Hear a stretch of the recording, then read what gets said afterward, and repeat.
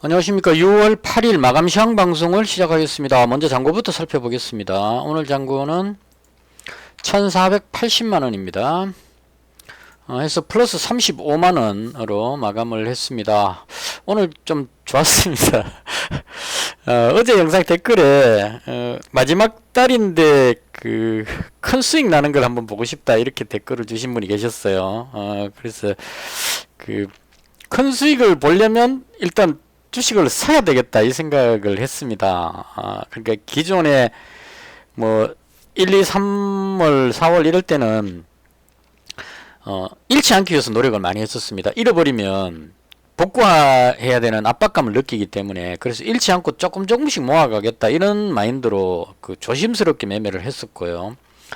4월달에 수익 나고 나서도 그렇게 생각을 했습니다. 한 달에 한 100만원 정도만 벌면 이게 좀 되지 않겠네 이렇게 생각했는데, 5월달에 손실 보고 나서 이제 바뀌었죠.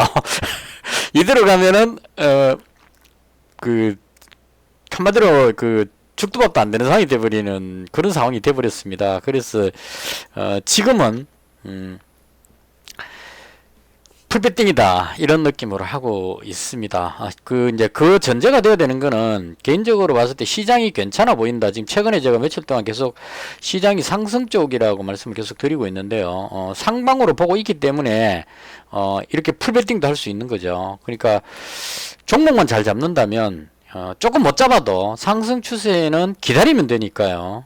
순환매가 계속 일어나고 있기 때문에, 하락 추세 때는 잘못 잡아버리면 급락해 가지고 손실이 크니까 계속 손절해야 되지만, 상승 추세 때는 못 올라가더라도 비슷하게는 가고 있거든요. 그럼 기다리면 다음에 이제 기회가 오니까 좀 풀배팅을 해도 불안하지가 않다 이런 느낌으로, 그래서 이제 현재 풀배팅으로 그냥 승부를 보는 그런 관점으로 가고 있습니다. 근데 운 좋게 오늘 그동안 제가 봤던 그 그림이 나왔어요.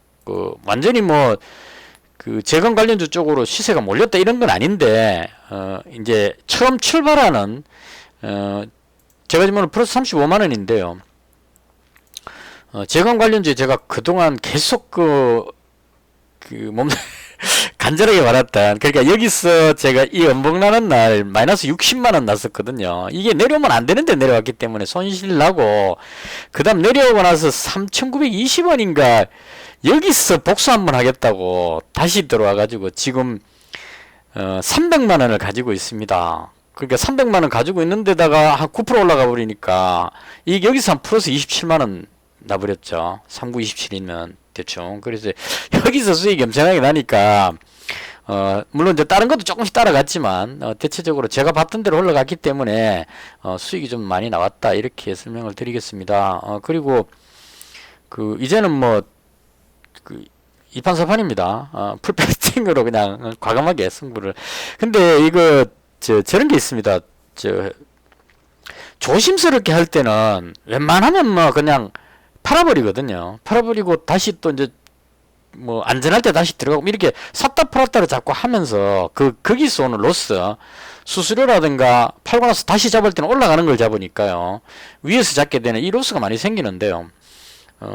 그냥 어차피 이리 주거나 저리 주거나 승부다 이런 마음으로 확 잡으니까 그 종목을 그냥 홀딩을 좀 더 할 수 있는, 웬만해서는 안 팔고 올라가면 팔겠다 이런 마인드로 꼭 참는, 그게 조금 더 중요하지 않았나 이런 생각이 듭니다. 그래서 어제부터인가 이틀 전부터 그랬던 것 같아요. 제가 1400까지 내려갔다가 잔고가 1400까지 갔다가 그 다음 1455만원 갔었죠. 어제 말고 그 전날. 그때 이제 무슨 생각을 했냐면, 내가 1400만원일 때도 있었는데 1455만원이면 55만원이라는 돈이 그 전날보다 55만원 돈이 더 플러스가 되는 상태란 말이죠. 그러면 55만원 잃기 전에는 홀딩해도 된다. 이제 이렇게 이게 설명이 좀 그렇긴 한데, 그런 생각으로 이제 바꾼 겁니다. 그래서 잡고 나서 그냥 홀딩 해버리는 겁니다. 마이너스 55만원 안 나면 1400까지만, 그러니까 이틀 만인가 제가 1400에서 1455로 끌어올렸거든요. 그럼 55만원 까물 때까지는 그 이틀 전과 봤을 때 큰 손실이 아니다. 이제 이런 식으로 이제 마인드 컨트롤을 한 겁니다. 그래서 어제 빠져갖고 10만원 잃었을 때도 아직까지 1400 가려면 45만원이나 남아있다 이런 생각으로 그대로 다 홀딩했습니다. 홀딩했는데 오늘 운 좋게 이제 제가 잡은 종목들이 급등하면서 수익으로 전환시켰고요. 이제는 또 생각이 좀 더 저걸 할 수 있죠. 1400과 비교했을 때 불과 일주일도 안 걸렸죠. 한 3, 4일, 한 4일 정도 됐나요? 80만원이 벌었기 때문에 80만원 까먹기 전에는 홀딩이다 이런 마인드로 이제 가겠다 이런 얘기입니다. 그래서 벌면 그걸 그대로 벌어놓은 걸 뭐죠? 배팅할 때 홀딩하는 그 기준 금액으로 잡고 그냥 계속 고다 이런 식으로 묶고 따볼 이런 느낌으로 계속 간다 이런 느낌으로 지금 현재 하고 있습니다. 그래서 오늘 일단 운이 좋았다 이렇게 한번 정리를 하고요. 자, 그다음 시장에 대한 부분입니다. 일단 간밤에 미증시가 나스닥이 좀 많이 빠졌습니다. 1.29% 빠졌는데요. 일단 미증시가 하락하기 시작했던 시점이 뉴스에 보니까 호주하고 캐나다가 깜짝 금리 인상을 했는데 캐나다는 금리 인상을 안 할 줄 알았는데 갑자기 깜짝 금리 인상을 해버리는 바람에 투자자들이 이제 약간 당황한 그런 느낌인 것 같아요. 그래서 캐나다가 깜짝 금리 인상 하듯이 연준도 6월 달에 금리 인상 안 할 줄 알고 있었는데 깜짝 인상해버리면 어떡하느냐 이제 이렇게 돼버린 것 같아요. 그래서 금리 인상하게 되면 기술주가 많이 빠지죠. 그러니까 이런 건 이제 제가 봤을 때 핑계인 것 같고 그동안 이제 빅테크 기업들이 너무 많이 올랐다는 겁니다. 보시면 대표적으로 지금 끌어올린 게 엔비디아죠. 여기서부터 20몇 프로가 올라가 버렸습니다. 급등해 버렸죠. 이게 올라가니까 그 다음 이제 뭐 AMD 같은 이런 종목들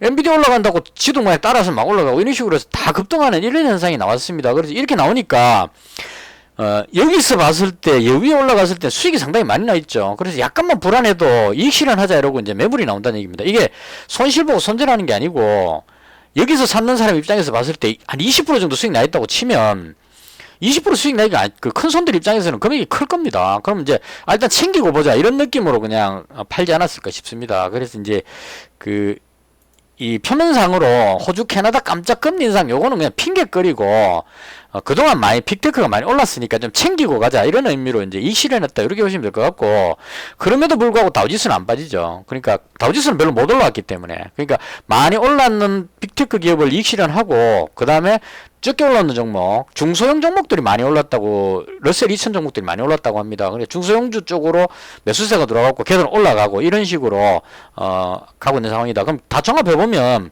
악재로 인해서 하락한 게 아니고 이익 실현해가지고 그걸 다른 쪽으로 종목을 이동했다, 변경했다 이런 정도로 보면 될 겁니다. 그래서 합쳐보면 큰 악재는 아니라고 봤고요. 그리고 오늘 아침 방송할 때 오늘 국내 증시는 많이 안 빠질 것 같다 이렇게 말씀을 드렸는데요.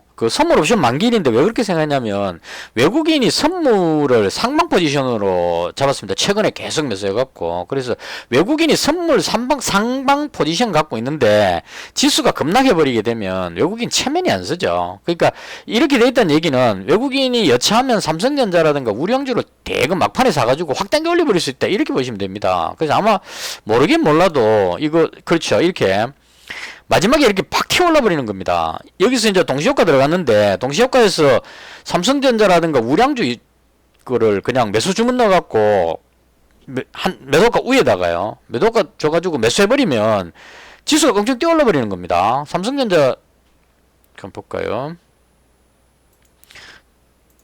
안 봤지만 이런 식으로 삼성전자가 호가가 팡 뜨면서 끝나버리죠. 이렇게 해버리면 지수가 마지막에 확 땡겨 올라간다 이런 얘기입니다. 그러니까 코스피 200이니까요.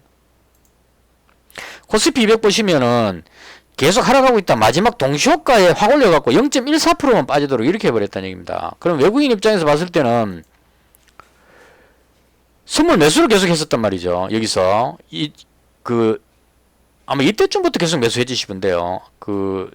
분위기 바뀌고 나서. 그러니까 예를 들어서 여기서 매수했다고 치면 이게 이렇게 빠져가 끝나버리게 되면 선물에서 손실이 나니까요. 마지막에 매수해갖고 탁 땡겨 올리면 적어도 손실은 안 난다는 얘기입니다. 조금이라도 수익이 났겠죠. 여기서 이 정도. 그래서 일단 그렇다고 해서 무리해가지고 선물에 이익 좀 더 챙기겠다고 마지막에 이렇게 확 끌어올리지는 못합니다. 왜냐면 시장이 불안하니까. 그래서 손실 안 보는 범위에서 적당히 보합권에 맞췄다 이렇게 보면 될 것 같습니다. 그래서 오늘 선물 옵션 만기일은 무난히 끝났다 이렇게 정리하면 될 것 같고요. 이제 문제는 옵션 만기가 끝났기 때문에 이후에 어떻게 될 거냐는 이 부분입니다. 그래서 제가 봤을 때는 나스닥 지수는 그동안 너무 많이 올라왔기 때문에 조금 쉬어가는 그런 느낌인 것 같고요. 연준이 6월달에 금리 인상할 것 같지는 않습니다. 호주하고 캐나다 금리 인상했다고 연준 의원이 그 자존심 있지. 호주, 캐나다 올렸다고 우리도 올려야지. 이렇게는 안 할 것 같아요. 그래서 그 금리 인상은 안 할 것 같고 6월달에 단지 이제 어제 방송할 때 말씀드렸는데 국채를 발행함으로 인해서 유동성이 흡수되는 그런 부분이라든가 그다음 그 연말에 가서 금리 인하를 할 것이라고 기대했는데 그 기대감이 조금 약화됐다는 이런 부분들은 악재로 작용할 수 있는데 그건 연말 가보기 전에 벌써부터 이제 6월인데 연말에 금리 인하 하느냐 안 하느냐 이건 좀 오반 것 같습니다. 그래서 제가 봤을 때는 6월 달에 금리 인상만 하지 않는다면 시장은 견조하게 버틸 것 같다. 이 나스닥은 좀 조정받더라도 이건 뭐 워낙 많이 올라왔기 때문에요. 그럴 것 같고 다우지수는 지금 보시면 별로 오른 것도 없습니다. 그러니까 여기서 지금 안 빠지죠. 이게 지금 뭐 많이 올랐으면 이익 실현 이렇게 하겠는데 오른 것도 없기 때문에 다우지수 쪽은 좀 견조하다 이렇게 보면 될 것 같습니다. 그래서 대충 이렇게 해서 시장은 뭐 조금 불안감을 느끼기는 하는데 그렇다 하더라도 급나가는 그런 쪽으로 추세가 꺾이진 않을 것 같다. 이렇게 생각하고요. 이제 제가 그 하방 쪽으로 보지 못하는 이유는 러시아 우크라이나 전쟁이 조만간에 뭐 뭔가 좀 이렇게 협상이 될 것 같은 그런 느낌이 듭니다. 그래서 만약 종전 쪽으로 가버리게 되면 그 부분이 호재로 작용해갖고 확 튀어올라 버릴 수도 있다는 얘기입니다. 그동안 세계 정신을 눌렀던 게 물가인데요. 이 물가의 상당 부분을 작용했던 게 러시아 우크라이나 전쟁 때문이었습니다. 근데 이게 해결돼 버리면 물가 부분의 압박이 상당히 줄어든다. 심리적으로. 그걸로 인해서 핑계 삼아서 예를 들어서 러시아 우크라이나 종전이라는 뉴스가 뭐 협상을 한다는 뉴스가 나오면 정신이 올라갈 겁니다. 막상 협상 끝나고 나서 종전하면 어떻게 될지 모르겠지만 적어도 종전 협상할 가능성만 가지고 올라갈 수 있다. 시장은 그렇게 봅니다. 그래서 아래쪽으로 내려오는 것보다는 뭐 횡보를 하든 뭐 매물수를 하고 나든 해서 위쪽으로 가지 않을까. 아직까지 상방 쪽이다. 개인적으로 그렇게 정리하겠습니다. 시황에도 한 건 다 말씀드렸고요. 그 다음, 뭐, 환율은 무난했던 것 같고, 오늘 뭐, 대만하고 중국하고 무슨 일이 있었다는 걸 방송에서 들은 것 같은데, 솔직히 무슨 일이 있었는지 모르겠습니다. 그냥 뭐, 뭔가 지나간 것 같긴 한데, 순간적으로 휙 캔 것 같은데, 제가 그 뉴스를 못 봐가지고, 반응하지 않았습니다. 저는 뭔 일이 있었는지 모르겠습니다. 근데 뭐, 중국이 대만을 바로 공격하고 그렇게 하지는 않겠죠. 왜냐면 해군력이 지금 미국이 제일 전 세계 최강이기 때문에 바다 건너 공격하는 거는 중국 입장에서는 국가의 존폐를 걸고 해야 되기 때문에 그렇게 하지는 않을 겁니다. 그냥 그래서 그건 뭐 큰 거 아닌 것 같고 그다음 이제 좀 염려스러운 부분이 이 부분입니다. 다 괜찮은데 10년물 국채금리가 3.811까지 갔죠. 볼까요? 지금 얼마인지. 3.813까지 갔습니다. 요게 이제 그 금리 인상 우려감, 긴축 우려감 요거 때문에 이제 여기 작용하는 그런 걸로 보시면 돼요. 그러니까 국채를 발행한다 그러면 국채가 발행되면 그 국채가 많이 발행되니까 그게 아마 가격이 내려가게 될 겁니다. 그럼 국채 금리가 반대로 올라간다. 이런 의미로 해서 바꿔 말하면 국채금리가 자꾸 올라간다는 얘기는 3.8 요 정도까지는 봐주만 하는데 3.9 넘어가서 한 4.0대까지 가면 상당한 압박을 느낄 겁니다. 그럼 나스닥 지수가 기술주가 급나가는 모습이 나올 수도 있습니다. 그래서 아직까지는 봐줄만 하다 이렇게 정리하면 되지 않을까 싶습니다. 이렇게 해서 시황은 대충 마치고요. 그 다음 오늘 제가 봤던 특징주입니다. 뭐 다른 거는 다 뭐 그냥 다들 하시니까 그냥 그대로 하시면 되고 마녀공장 이거 화장품주 같은데 신규 상장해고 따상해고 30% 올라갔네 이거 이런 거는 뭐 저는 들어가지는 않습니다. 그냥 그랬다 이 정도로 보면 될 것 같고 그 다음 뭐 나머지는 특별한 건 없었고요. 제가 가진 거 설명하면 될 것 같습니다. 포스코 인터내셔널 이 종목 여기서부터 계속 좋게 보고 했었는데 오늘 그 호재성 뉴스 나와가지고요. 이게 뭐 현대차에 뭐 공급한다 이러면서 올라간 것 같습니다. 못 따라 들어갔습니다. 이거는 여기서 계속 누르는 바람에 여기쯤이었었던 것 같아요. 분명히 이게 재료가 좋았는데 자꾸 눌러가지고 한 번 더 갖다 손절하고 막 이렇게 해갖고 포기하고 있었는데 돌려버리니까요. 눌렀다가 돌릴 때 요럴 때를 계속 지켜봐야 되는데 이거 오늘 그냥 뭐 딴 거 보고 있는 사이에 순식간에 올라가 버려가지고 못 들어갔습니다. 그리고 뭐 그 캐터필러가 계속 상승하고 있는데요. 지금 가장 분위기 좋은 게 캐터필러하고 그 다음 디어입니다. 디어. 예. 이거 농기계. 그러니까 보시면 디어하고 캐터필러가 계속 올라가고 있습니다. 그러니까 이제 그 국내 투자자들이 건설 쪽에 지난번에 현대인프라코어 제가 여기서 들어가고 한 10% 정도 먹고 나왔었는데요. 요번에는 근데 이런 게 있더라고요. 한번 급등하고 나서 눌렀는데 다시 그 재료가 나와도 못 올라가고 다시 밀리는 경우가 많습니다. 이거 왜냐하면 세력들이 여기서 올라갔다가 여기서 틀었는데 다시 올라가면 안 가지고 있기 때문에 다시 올리는 것보다는 다른 종목 쪽으로 매수하고 이걸 털어먹는 기회를 사용하는 경우가 많더라고요. 그래서 얘는 좀 약했고, 지난번에 많이 못 올라갔던 현대건설기계가 오늘 좀 강하게 올라갔다 이렇게 보시면 될 것 같습니다. 그 다음 디어 농기계 관련주 올라가니까 TYM, 저희 구독자분 중에 이 TYM 되게 좋아하시는 분이 계시는데 아마 아직 가지고 계시지 싶은데요. 상당히 좋아졌습니다. 그림이. 이게 그거 했던 것 같은데요. 무상증자 뭐 했던 것 같은데 제가 그 부분에 뉴스를 못 봐가지고 저는 뭐 자신이 없다기보다는 뭐 이것도 어차피 지금 그 우크라이나 뭐 농업 뭐 이런 쪽으로 해서 테마가 붙었을 거니까요. 그래서 이제 그 뭐 저는 어차피 그 재건 관련주 가지고 있으니까 신규로 잡기에는 좀 그래가지고 요 부분이 해석이 안 됐습니다. 그러니까 쭉 쉬었다가 지금 다시 움직이고 있기 때문에 제가 그 데이터가 없어가지고 계속 매매하신 분은 이 상황을 잘 아시니까 그냥 하시면 되는데 제 같은 경우는 이게 지금 왜 이렇게 되는지를 여기서 이렇게 된 과정을 모르기 때문에 그냥 그 보지는 못했습니다. 그래서 뒤에 올라가면서 올라갔다 이렇게 정리하면 될 것 같아요. 대동도 있는데 아무래도 개인들이 좋아하는 건 TYM을 더 좋아하지 않느냐 이렇게 생각합니다. 대동은 외국인들이 좀 매수를 했네요. TYM은 TYM하고 대동 둘 다 이 외국인이 제가 봤을 때 외국인이 아닌 것 같아요. 검은머리 외국인 정도가 아닐까. 그래서 이제 뉴스 같은 거 나오면 확 매수해갖고 끌어올리는 그런 작업이었던 것 같습니다. 자, 그 다음 제가 가지고 있는 재건 관련주입니다. 그 재건 관련주 웬만한 거 다 가지고 있습니다. 그 가장 제가 주력으로 보는 건 SY입니다. 근데 이게 지금 시간에 그래서 상한가 쪽으로 막 밀어붙이고 있는데요. 이거 왜, 이 장난일 수도 있습니다. 지금 4시 5분인데요. 30분 돼봐야 합니다. 30분이 아니죠. 4시 9분 57초 돼봐야 합니다. 10분에 체결되잖아요. 보통 보면 9분 56초 딱 됐을 때 매수 잔량을 확 빼버려갖고 그냥 휙 빠져버리는 경우가 생깁니다. 그러니까 이렇게 해놓으면, 이제 처음 이런 경험을 하시는 분들은 상한가 들어간 줄 알고 매수 주문을 막 넣죠. 상한가에 막 넣는데 확 빼버리면 빨리 매수 주문 못 빼가지고 중간에 어정쩡하게 체결돼 버리는 그런 현상이 생깁니다. 그래서 이거 확실하게 그 보장하려면 4시 9분 57초까지 있으면 요건 그 살아있는 거다 이렇게 보면 될 것 같습니다. 이게 아까 그 끝날 때 종가에 그 매수 잔량이 120만 주나 걸었어요. 이렇게 걸어놓고 먹고 튀는 경우가 좀 많기 때문에 갑자기 또 상한가에서 좀 팔고 싶은 생각이 드는데 안 팔겠습니다. 이건 10%라는 게. 이거 왜냐면 제가 여기서 정말 피눈물 나게 60만원 날리고 밑에서 다시 잡아갖고 복수하고 있는데 여기서 상한가 간다고 10%에서 팔기에는 좀 아직까지 좀 화가 안 풀리죠. 그래서 이거는 그냥 그대로 계속 가겠습니다.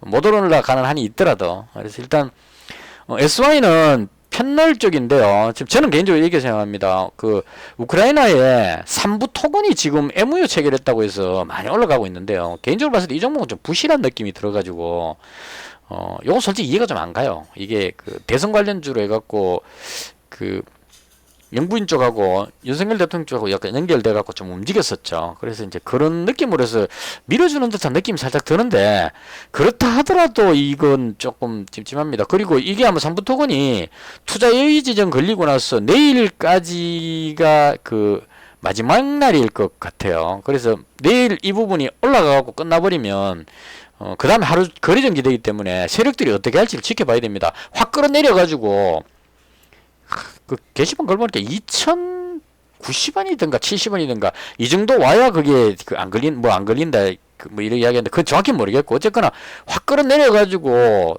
그 투자 유지는 풀고 갈지 아니면 그냥 하루 정지 먹는다 생각하고 근데 금요일이니까요 그냥 확 당겨 올려 가지고 그냥 그 월요일날 투자 그 거래 정지되지 뭐 이런 마음으로 끌어올려 버릴지 그건 잘 모르겠는데 일단은 불안하니까 불확실하니까 그냥 요건 지켜보는 겁니다. 일단 요게 대장으로 시장에서 우크라이나 재건주의 대장으로 인지가 되고 있다 이렇게 보시면 될 것 같고 그 다음이 제가 봤을 때 SY입니다. 그 SY는 패널 쪽인데 이건 뭐 폴란드 쪽에서 지금 뭔가 MOU 어쩌고 해가지고 패널 공장을 거기 지을 것 같아요. 우크라이나에 그렇게 지어가지고 이제 지금 우크라이나 외교관 하셨던 분이 초창기 때 우크라이나 젤렌스키 부인이 와갖고 막 하고 이럴 때 그때 방송에 나온 기사에 뭐라고 했냐면 우크라이나에 지금 필요한 거는 조립식 패널 건물이 가장 필요하다 이걸 이야기를 했었거든요. 그래서 이 부분을 봤을 때 펜들은 억수로 중요하다고 생각을 합니다. 개인적으로. 이게 또 슬슬 빠져나가죠 지금. 이게 종가에 120만 주 이렇게 탁 끊어놓으면 사람들이 매도를 안 하거든요. 해놓고 시간에서 확 당겨 올려가지고 여기서 이제 이건 세력 마음입니다. 그러니까 미리 장중에 매수 많이 해놨다면 위에서 털어먹고 빠질 수도 있고요. 아니면 상한가 꼬집보고 내일 그냥 갭으로 띄울 가능성도 있고. 이건 이제 세력 마음입니다. 왜냐면 어느 쪽으로 하더라도 세력은 이익이죠. 왜냐면 오늘 올라갔고 거의 고점에서 끝났기 때문에 오늘 들어온 세력들은 이익이라는 얘기입니다. 어쨌거나 이익이죠. 여기서 요 위에 있는 소수의 사람 빼고는 다 이익을 보고 있는 상태입니다. 그래서 여기서 시간에서 적당히 한 이쯤에서 그냥 팔아먹고 빠져도 되고, 여기가 아니죠 지금 4,900원이니까 여기입니다. 여기니까 이쯤에서 그냥 팔아먹어도 되고, 아니면 그냥 상한가 꽂아버리고 내일 갭으로 뛰어갖고 여기서 팔아먹을 수도 있고. 지금 마지막 27분이죠 57분까지 지켜보면 되는데 제가 봤을 때 풀립니다. 이거 장난치는 것 같거든요. 세력이 확 빠지죠. 지금 빠지면 놀래가지고 막 던집니다. 사람들이 여기 상한가 주문 넣어놨다가 풀린다 이러면 이제 주문을 막 뺍니다. 빼면 밑으로 주르륵 빠지죠. 46초 오늘 그냥 이렇게 됐길래 그냥 그냥 하는 겁니다. 52초, 53초, 54초, 55초, 56초, 57초 빠지죠. 딱 이렇게 빠집니다. 이렇게 해서 이제 어정쩡하게 이러면 이제 아까 위에서 주문 넣었던 사람이 그걸 다 못 뺐기 때문에 5점 몇 프로 이렇게 돼 있죠. 이제 여기서부터 이제 두뇌 싸움입니다. 이렇게 해놓으면 시간에 거래 매매하는 사람들이 오늘 왜다 이러가 분노 뭐 그냥 제가 알아서 그냥 마음대로 할게요. 어차피 한번 사는 인생인데, 시간의 거래를 전문적으로 하는 분들이 있습니다. 저도 시간의 거래를 가끔씩 하긴 하는데, 확실하다 싶을 때는, 보시면, 지금 SY가 5.2%로 상승 지금 최고치를 달리고 있습니다. 그러면 시간의 거래하는 사람들은 대체로, 상승하는 종목을 딱 찍어놓고, 저는 그렇게 하거든요. 해놓고 쭉 보면, 일단 거래량이 한 주씩 나오는 거, 이거는 뺍니다. 이거는 장난쳤기 때문에 빼고, 거래량이 좀 나온 종목 중에, 지금 보면, SY가 제일 많이 올랐고, 그 다음 KC라는 종목이 또 올랐죠. 요런 식으로 이제 유망 종목을 딱 찾아갖고 이 종목에 대한 분석을 하는 겁니다. 해가지고 KC도 지금 현재 그림상으로 봤을 때는 괜찮아 보이거든요. 뭔가 재료가 있었을 겁니다. 그래서 요런 종목들을 잡아가지고 지금 예를 들어서 2.3%면 여기서 잡아가지고 올라갈 때 이익 실현하거나 아니면 올라가서 끝나면 이제 그러니까 제가 말씀드리고 싶은 포인트는 요렇게 해놓으면 여기에 매수세가 몰린다는 겁니다. 시간에 거래하는 사람들이 5% 올랐으니까 요게 올라갈 가능성이 높잖아요. 올라가서 만약에 상승해서 상한가쯤에서 끝나면 내일 급등에서 시작하니까 그래서 여기서부터 이제 매수 들어오려고 노리는 겁니다. 근데 5점 몇 프로 끝났는데 다음에 요번 탑파스 얘기 못 올라가고 밑으로 조금 더 빠지면 아까 5.16%에 매수했던 사람들이 손절을 해야 됩니다. 밑으로 빠지게 되면. 그럼 이제 밑으로 쭉 빠져가지고 한 1, 2% 선에서 끝나버릴 그런 위험성도 있습니다. 그래서 이건 이제 시간에 거래 하는 사람들이 주로 하는 거고, 제 입장에서는 가지고 있으니까, 그리고 이 정도에는 팔고 싶지도 않습니다. 5%에 팔 것 같으면 제가 여기서 고생하지 않았죠. 그래서 일단 잘 나가고 있다. 이렇게 보면 될 것 같습니다. 제가 봤을 때는 SY가 뭐 국보 같은 이런 종목도 있긴 한데, 이런 종목도 상당히 부실하더라고요.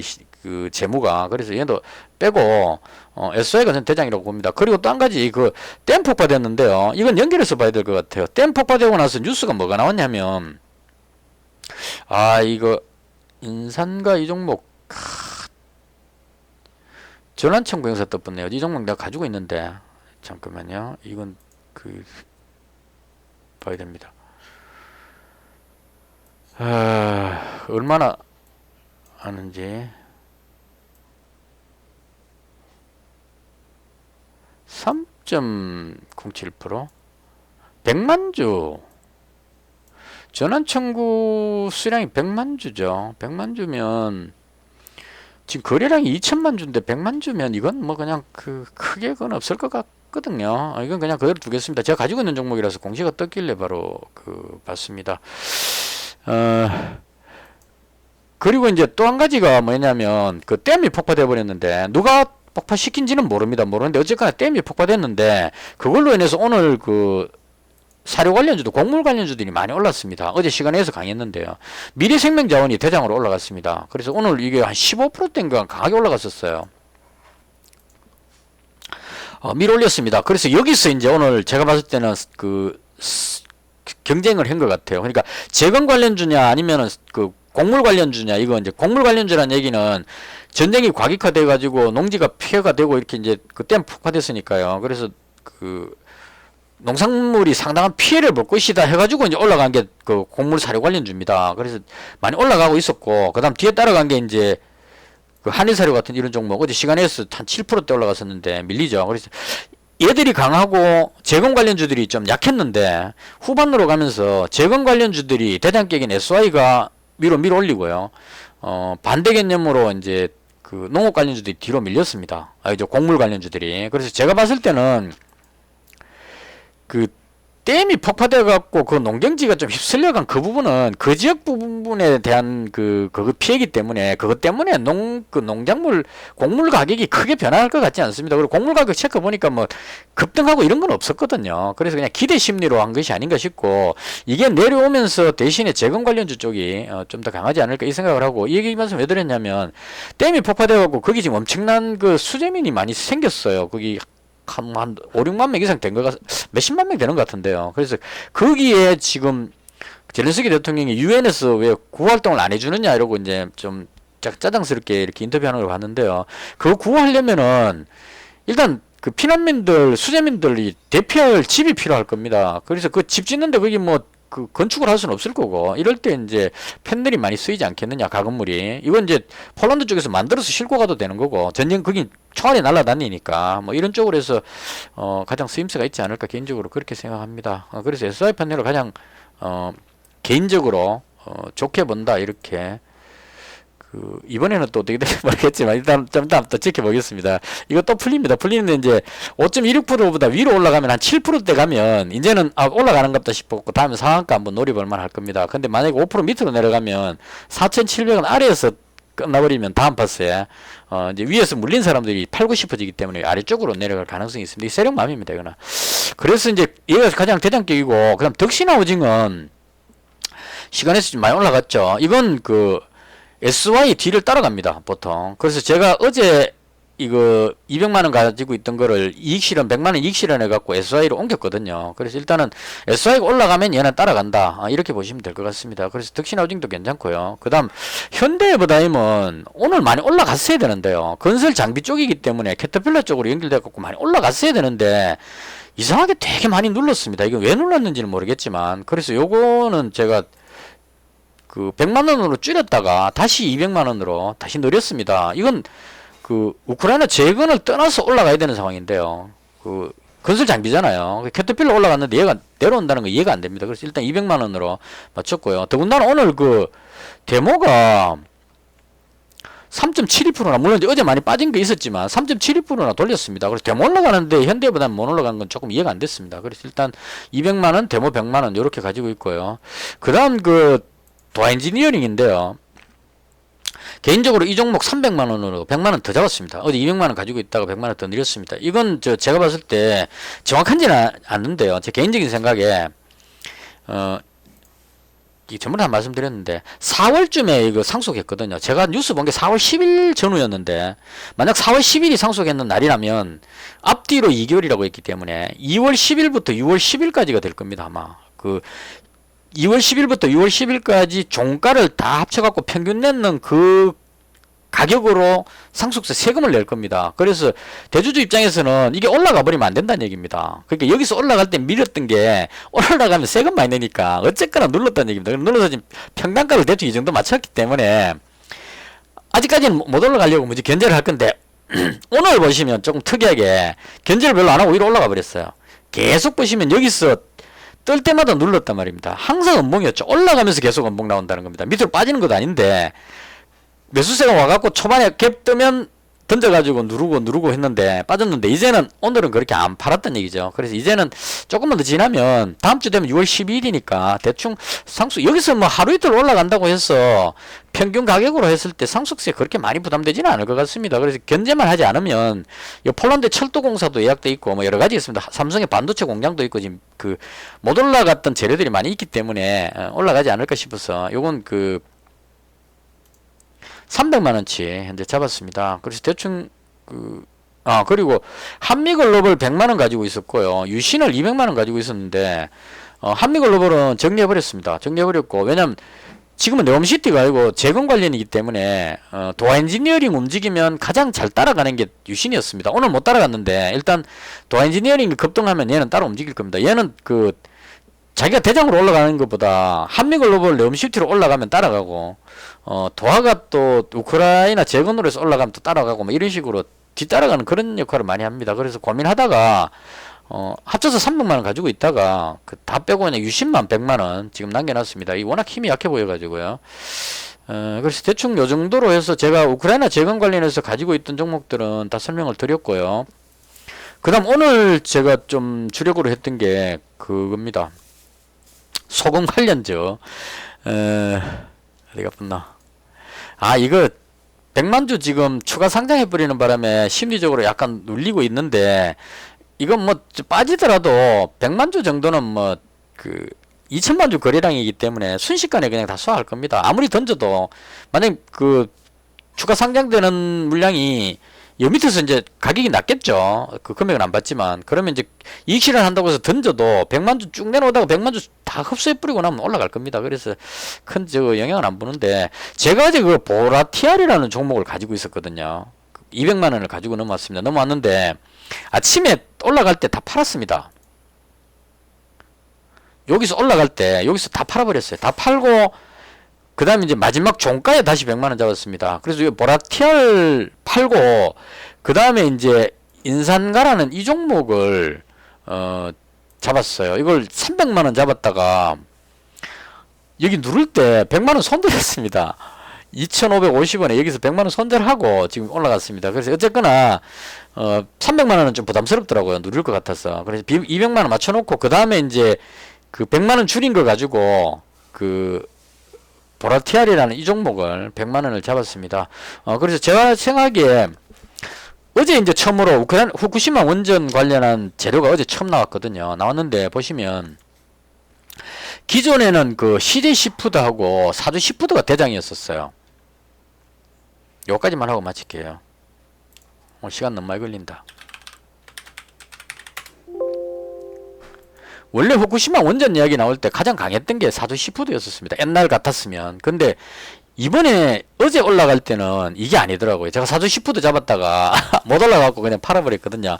어제 올라간 건 소금이었습니다. 그 뉴스가 뭐가 나왔냐면 지금 그 오염수가 방류되고 나면은 그 전남 쪽인가 거기 서해안 쪽에 거기에 그 염전이 많이 있죠. 그러면 오염수가 거기 와버리게 되면 그 오염수로 소금을 만들었다 이렇게 돼버리죠. 결과적으로. 그러면 제 생각에 그럴 것 같습니다. 그럼 소금 사 먹기가 찜찜하다는 얘기죠. 그 오염수 방류해보고 나면 그러니까 미역이라든가 그러니까 그 근해에서 지금 양식하고 있는 업들이 지금 상당히 치명적일 수 있다는 얘기입니다. 그래서 이제 결사 반대하는데 결과적으로는 방류를 할 것 같습니다. 일본 입장에서는 아직 탱크에 여유는 있지만 결과적으로 빗물이 자꾸 들어오면 탱크 꽉 차면 그걸 어떻게 할 수가 없기 때문에 버릴 수밖에 없습니다. 욕 먹더라도. 그래서 이제 뭐 UN 어쩌고 저쩌고 해갖고 이제 뭐 그 심사 받고 이제 막 통과 이렇게 하는데 결과적으로는 방류를 할 것 같습니다. 하면 이제 제가 봤을 때 가장 그 핵심적인 게 소금인 것 같아요. 이 사조 시푸드나 그 CJ 시푸드는 예를 들어 사조 시푸드 같으면 근해에서 잡히는 고등어라든가 뭐 생선들 안 먹으니까 원양어선 타고 가서 참치 잡아왔으니까 대신에 참치 통조림을 먹는다 이런 개념으로 올라갔거든요. 근데 이건 그렇게 큰 영향이 없는 것 같아요. 제가 봤을 때 가장 영향이 있는 게 소금이 맞는 것 같습니다. 역시 이제 이 인상가가 어제 28% 뜯는 이유가 다 이 사람들이 그게 그 정확하게 해석을 하는 것 같아요. 그러니까 소금은 그 오염수 방류하기 전에 빨리 사놓으려고 생각할 거라는 거죠. 사람들이. 저도 그런 생각이 든단 말입니다. 오염수 방류해보고 나면 소금 사면 찝찝하니까 지금 나와 있는 건 아직 방류를 안 했으니까 지금은 깨끗한 소금이죠. 그럼 이제 서로 소금을 막 살려 그러면 소금이 급등할 가능성이 높아진다. 이런 걸로 보는 게 맞는 것 같습니다. 그래서 인상가가 죽염 만드는 그 회사라고 나오더라고요. 그러니까 오로지 소금이죠. 죽염이 26%고 뭐 기타 뭐 어쩌는데 죽염 만드는 회사니까 잘 팔린다. 소금이 많이 팔리면 죽염 가격 올라가면 수익이 생긴다. 가격도 저렴하다. 이래서 이제 제가 대장격으로 본 거고 200만 원 잡은 거고. 그다음 보라티알은 이탈리아나 프랑스 쪽에서 이제 식품을 그 수입하는 회사로 나옵니다. 근데 그 중에 소금도 있는 것 같아요. 어제 같이 따라 올라간 걸로 봐서. 그래서 이 부분은 좀 길게 봐도 될 것 같습니다. 예를 들어 가지고 이제 오염수 방류하고 나면 이제 수입했는 소금은 괜찮다는 얘기가 되겠죠. 그러니까 국내 그 염전에서 만든 소금은 찜찜하지만 이탈리아하고 프랑스는 저쪽 그 대서양 쪽에 있기 때문에 거기서 나오는 소금은 수입해도 계속 먹을 수 있다 이렇게 생각이 드는 겁니다. 그래서 그 인상가는 좀 단기적으로 후쿠시마 오염 방류할 때 급등할 때 이제 빨리 올라갈 것 같아서 잡은 거고, 보라티알은 길게 보고 이 종목 그 주봉으로 보면 거의 아직까지 위로 많이 올라갈 것 같죠. 거의 뭐 바닥권이니까요. 그래서 한 2만원대 이 정도까지도 볼 수 있지 않을까 이런 생각으로 그냥 100만원 잡았습니다. 그래서 대충 이렇게 해서 그렇게 하면 다 됐나요? 그래서 하나 둘 셋 넷 다섯 여섯 일곱 여덟, 현재 8종목 가지고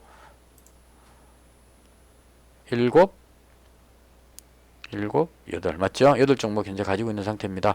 마지막으로 단일가 아까 그 궁금했던 거 모난하고 보라티알 인상가 얘는 그 100만주 추가 상장되는 것 때문에 조금 그 압박을 느껴서 던지는 것 같고요. 도엔지니어링 무난하고요. 현대보다 뒤늦게 올라갑니다. 오늘 진작 올라갔어야 되는데 이제 올라가고 있어요. 뭐 관계없습니다. 200만원 가지고 있으니까. 유시는 그냥 뭐 그 네옴시티 하나 정도는 가져가야 될 것 같아서 그냥 잡은 거니까 이건 그대로 홀딩입니다. 손실 나더라도. 그 다음에 덕신하우징 얘가 오히려 더 올라가고 있네요 지금. 2100원대면은 SY 지금 더 못 올라가죠. 그러니까 이게 그 상한가까지 땡기기에는 세력 입장에서 좀 부담스러울 겁니다. 상한가 띄우면 내일 갭으로 떼어갖고 위로 끌어올려야 되는데 상당히 힘겹다는 얘기입니다. 그래서 이렇게 되면 이제 못 올라가면 시간에서 매수했는 사람들이 이제 손절하면 밑으로 조금씩 밀리게 될 겁니다. 근데 그렇다 하더라도 내일장에 상승 가능성이 높기 때문에 그대로 두도록 하겠습니다. 대모는 오늘 많이 올랐는데 아직도 올라가는 것 같고, 전반적으로 그 재건 관련주들이 건설 쪽의 테마 쪽에 힘입어 가지고 좀 강한 흐름을 보이고 있다 이렇게 보시면 될 것 같고요. 그 다음 그 어디 갔죠? 반대 개념인 미래생명자원, 뭐 누보 이런 쪽, 한일사료, 뭐 대충 이렇게 된 것 같습니다. 대충 이렇게 해서 오늘 제가 봤던 시장에 대한 설명을 모두 마치고요. 의견 있으시면 댓글 주시면 참고했다가 제가 내일 방송할 때 설명드리도록 하겠습니다. 시청해주셔서 대단히 감사합니다. 마치겠습니다.